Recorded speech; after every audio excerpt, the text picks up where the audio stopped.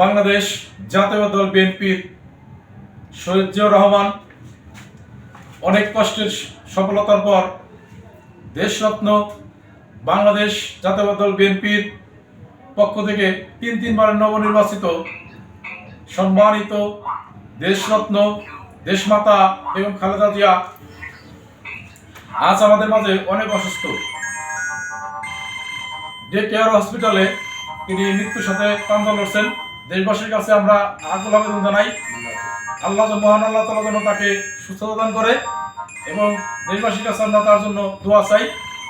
তিনি যেন আমাদের মাঝে ফিরে এসে বাংলাদেশ জাতীয় দল বিএনপির হাল ধরতে পারেন নতুন করে এবং বাংলাদেশ জাতীয় দল বিএনপির বাংলাদেশের যত নেতাকর্মী আছে সকলকে দিক নির্দেশনা দিতে পারেন।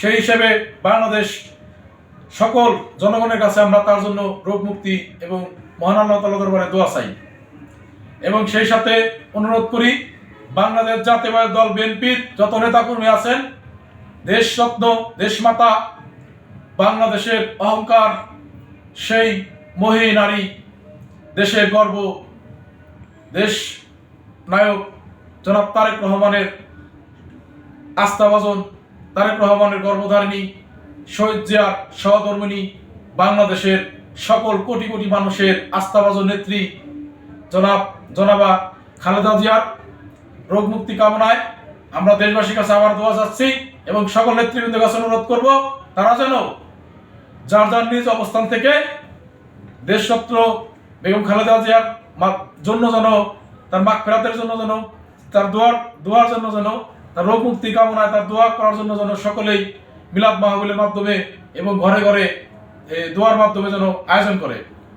যারা আছেন দলের উপর নির্ভর করে শুধু অর্থ কামালে হবে না, পথ নিয়ে বসে থাকলে হবে না। নেতৃত্ব যদি না থাকে আমাদের দল মূল্যহীন। আমাদের দলকে সুসংগঠিত করার জন্য দেশমাতা খালেদা জিয়ার একান্ত অনেক দরকার।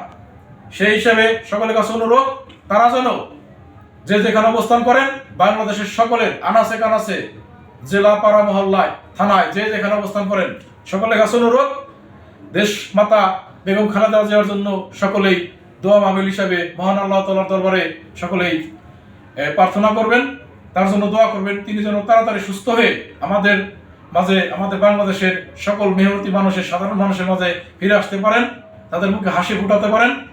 ভালো থাকবেন সবাই। সেই মঙ্গল কামনায় আমি আলমগীর হোসেন রাজ, মানিকগঞ্জ জেলা, হরিরামপুর থানা, গোবিনাথপুর ইউনিয়নের সাধারণ একজন মেম্বার হিসেবে এবং গোবিনাথপুর ইউনিয়ন সামনে ইউনিয়ন নির্বাচনের চেয়ারম্যান পদপ্রার্থী হিসেবে এবং দেশরত্ন দেশমাতা বাংলাদেশের অহংকার যা ইতিহাসে আর কখনো হবে না, সেই আকস্মিক নেত্রী বেগম খালেদা জিয়া রোগ মুক্তি কামনা করে মহান আল্লাহ তাআলার কাছে দরবার দোয়া আছে, দেশের সকল সাধারণ মানুষের কাছে দোয়া আছে। আমি বিদায় নিচ্ছি। ভালো থাকবেন সবাই। আসসালামু আলাইকুম। বাংলাদেশ জিন্দাবাদ। শহীদ জিয়া অমর হোক। তারুণ্যের প্রতীক তারেক রহমান আসবে ফিরে বাংলাদেশে। এই স্লোগান সামনে রেখে তারুণ্যের প্রতীক, তারুণ্যের প্রথম ভোট দানের শীষের পক্ষে হোক, দানের শীষের পক্ষে হোক।